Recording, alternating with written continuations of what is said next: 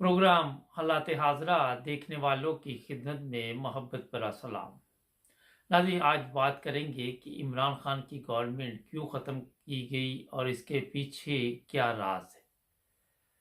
एक तो सबसे बड़ी वजह आज जो सामने आई है, अंदर की बात उसे कहा जा सकता है, वो ये है कि कल मीडिया पे एक बंदे से ऐसी बात निकल गई जिसने लोगों को सोचने पर मजबूर किया। वो ये थे कि इमरान खान का ये प्रोग्राम था कि 15 साल तक वो गवर्नमेंट करेगा। 15 साल तक इमरान खान का कोई प्रोग्राम नहीं था गवर्नमेंट छोड़ने का। और ये जब तमाम सियासतदानों को बात का पता चला, जिसमें अक्सर जो हैं वो बददियानत हैं और उनके ऊपर ऐसे-ऐसे इल्ज़ामात भी थे, अदालतों में केस भी थे, नैब में भी केस थे। तो फिर दूसरी तरफ जहाँ तक हमें इत्तला है, आपके पास भी है, मीडिया पे भी चल रही है हर जगह पे, कि अमेरिका ने भी मुदाखलत की। और अब हुआ ये कि ये जितने भी सियासतदान थे, जरदारी था, नवाज शरीफ था, शहबाज शरीफ था, जो भी थे, ये सब गैर कानूनी कामों में मुलव्वस थे। और सोचा गया, इनके जो ज़हन में आया कि इमरान खान ने अगर सबको नाअहल करार दिलवा दिया आहिस्ता आहिस्ता, तो हमारी तो नस्लों की भी छुट्टी हो जाएगी, कल को उनको भी कोई मुंह नहीं लगाएगा। कुछ अमेरिका की तरफ से इनको लालच दिया गया। अब दोनों ये चीज़ें मिल गई।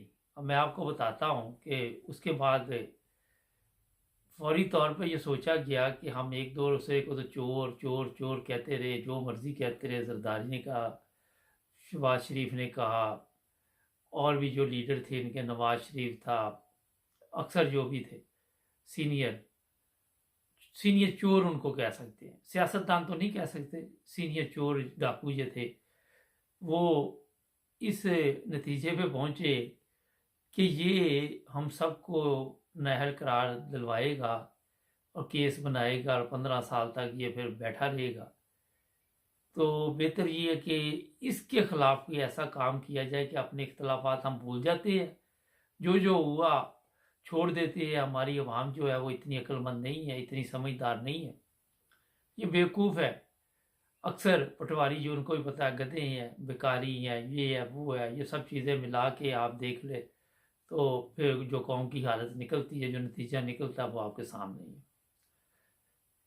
तो क्यों ना हम सब मिलकर इमरान खान का जो है वो ऐसी की तैसी फेर दे, जिसको आप कह सकते हैं। और ये 12 जमातें फिर इसी वजह से इकट्ठी हुई, दौलत भी मिली, और दूसरे ये कि इनका मकसद कोई पाकिस्तान की बेहतरी का था ही नहीं आज तक। ना इनके बड़ों का था, ना इनके छोटों का है, ना इनकी नस्लों का है। इनका तो मकसद ये है कि अवाम पर हुक्मरानी करें, उनको जिस तरह मर्जी इस्तेमाल करें। जिस तरह मैंने कई दफ़ा कहा कि एक राया के साथ बादशाह सलामत का सलूक होता है, ये अपने एरिए के छोटे छोटे बादशाह हैं, वो वाला सिस्टम ही चला रहे हैं, नस्ल दर नस्ल यही चलता है। और इसके नतीजे में आज आप देखें, इमरान खान जिस जगह पे खड़ा है, पूरी पार्टी पे केस बना दिए गए हैं। और उनके दफ्तरों पे छापे, कभी किसी दफ्तर पे छापा लगता है, कभी किसी दफ्तर पे छापा लगता है।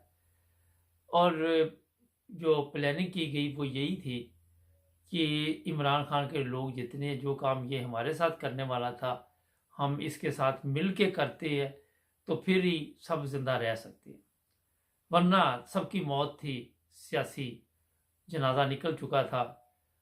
इस बात के साथ मैं आपको एक और बात बता देता हूँ कि इमरान खान की पार्टी में भी गद्दार मौजूद थे, जो इतला देते थे वहाँ पे। ये चीज़ें जो मैं आपको बता रहा हूँ, ये बड़ी अहम है। और वो गद्दार आहिस्ता आहिस्ता जो लोटे आजकल बन गए, ये नहीं कि ये आज के उसके साथ राब्ते में थे, ये काफ़ी देर से ये प्रोग्राम चल रहा था और कोशिश की जा रही थी कि घेरा तंग किया जाए और किस तरह इन सब को एक ही झटके में ये गवर्नमेंट को ख़त्म किया जाए और ये जहां मर्जी जाए, इसकी बात ना सुनी जाए। और फिर आपने देखा मुकम्मल तौर पर इसमें ये लोग कामयाब हुए। यहाँ पे ये सवाल आपका या आपके ज़हन में ये चीज़ आएगी कि चीफ ऑफ आर्मी स्टाफ को फिर क्या फ़ायदा हुआ। तो जनाब जो मीडिया पे खबरें चल रही है वो कहते हैं कि आग लगे तो फिर धुआं निकलता है। तो कुछ तो हुआ है जो लोगों को इल्म हुआ है कि कोई बेल्जियम में चीफ ऑफ आर्मी स्टाफ को लालच दिया गया। होता ये है कि अगर आप हमारी तारीख देखें, वैसे तो मैं प्रोग्राम जो भी करता हूँ पाकिस्तानी के हिसाब से करता हूँ कि हम पाकिस्तानी हैं, मगर पीछे भी जाया जाए तो आपको हमारे जो लोग हैं गद्दार मिलेंगे। टीपू सुल्तान के ज़माने में भी बहादुर फौजी था, बहादुर जवान था, बहादुर सिपह सलार था, मगर गद्दार जब पैदा हो जाते हैं तो बहादुर से बहादुर भी कोई सिपह सलार हो तो वो भी फिर मुश्किल में पड़ जाता है और नुकसान भी उठाता है। और यही आज तक होता आया। होता ये है कि जो भी गद्दार होते हैं वो नस्ल दर नस्ल ऐसे ही चलते रहती है। आपने देखा होगा कि अगर आप पीछे तारीख देखें तो कहीं ना कहीं इनकी जाके कुंडली उनके साथ मिलेगी, जो इनके बड़े होंगे उन्होंने भी ऐसे ही काम किए होंगे। फजल रहमान की बात कर ले, उसके वालिद की बात कर ले, वो पाकिस्तान के ख़िलाफ़ था, मनाने में ख़िलाफ़ था। अगर आप उनके पीछे भी जाके देख लिया, मुझे तो इतना पता नहीं है, लेकिन वो भी कोई इतने अच्छे किरदार के लोग नहीं हो गए जिनकी ये नस्ल होगी। नस्ल दर नस्ल इनमें कोई ना कोई ऐसी खामियां होती हैं जो आप ये इससे हिसाब लगा ले कि घर में जो बातें होती हैं ज़ाहिर बच्चे सीखते हैं, वो बच्चे फिर उसी तरह ही करते। फजल रहमान का जो वालिद था वो भी पाकिस्तान के ख़िलाफ़ था और भी इनके साथी ख़िलाफ़ थे। उनके बड़े जो थे वो भी कोई ना कोई कारनामे अंजाम देते होंगे, पता नहीं अंग्रेज़ों के साथ उनके क्या तल्लुकात थे। तो ये चीज़ें घरों में जब बातें होती है तो भाई ये लोग सीखते हैं।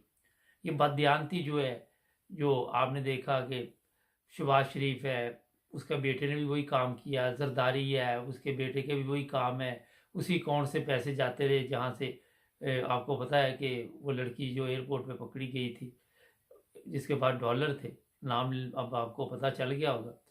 तो ये मैं आपको इसलिए बता रहा हूँ कि ये पूरा जो सिस्टम है गद्दारों का टोला जो है, ये कोई नया नहीं है।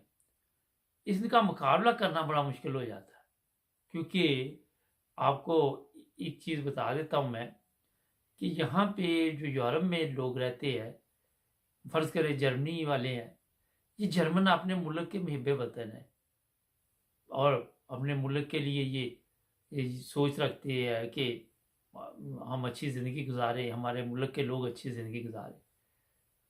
इसी तरह इंग्लैंड है, इसी तरह और ममालिक, मगर हमारे थोड़ा सा मुख्तलिफ सिलसिला है।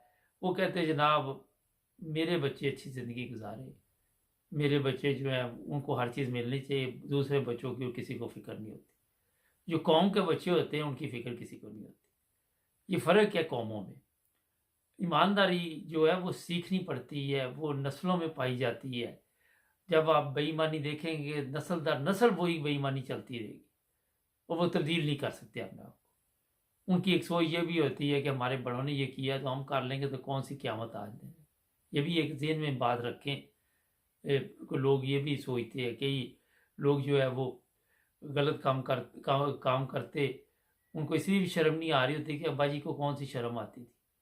आप देख रहे हैं जरदारी का, ये नवाज शरीफ का, ये दूसरी इनकी नस्ल दर नस्ल जो वो मतलब गैरत मर जाती है जिसे आप कह सकते हैं, और फिर वो कौम के लिए नुकसान बन जाती है। तो अब मैं ये आपको सिर्फ बताना चाह रहा था कि इमरान खान को भी थोड़ा सा चालाक शार होना चाहिए। इतने सीधे साधे सिलसिले के साथ ही ये दोबारा गवर्नमेंट तो नहीं ले सकता और इन लोगों के साथ मुकाबला भी नहीं कर सकता। आज के लिए इतना ही बहुत है। जुड़े रहे हमारे साथ, सब्सक्राइब कर लें। मिलेंगे नए प्रोग्राम में। अल्लाह।